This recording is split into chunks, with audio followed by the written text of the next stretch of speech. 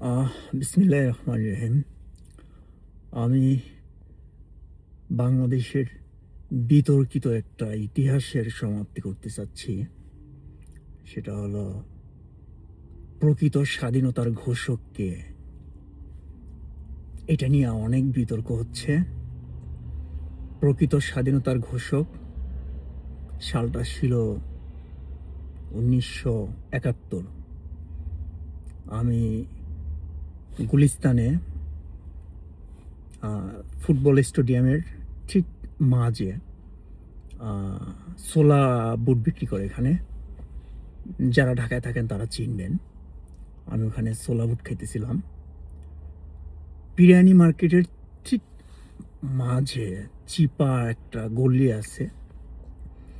ওই গল্লির মধ্যে শহীদ প্রেসিডেন্ট জিয়াউর রহমান বিড়ি খাচ্ছিলেন, আকিজ বিড়ি। মাত্রই বিড়িটা সে ধরাইছে, মনে হয় 2 থেকে 3টা টান দিছে।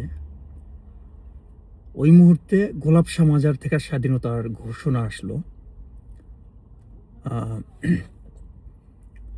গোলাপ শাহ মাজারের উত্তর সাইডে কার্বের উপরে দাঁড়ায় একটা হ্যান্ড মাইক ইউজ করতেছিলেন এবং স্বাধীনতার ঘোষণা দিলেন। কে দিলেন? দিলেন বীরশ্রেষ্ঠ কর্নেল ডক্টর শফিকুর রহমান, যিনি বর্তমান জামাত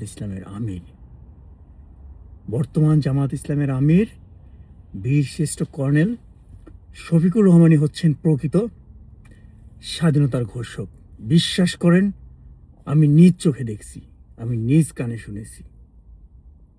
ধন্যবাদ সবাইকে। আশা করি আজকের পর থেকে এটা নিয়ে আর কোনো বিতর্ক থাকবে না। আমি চেষ্টা করেছি সলিউশন করার। ভালো থাকবেন সবাই।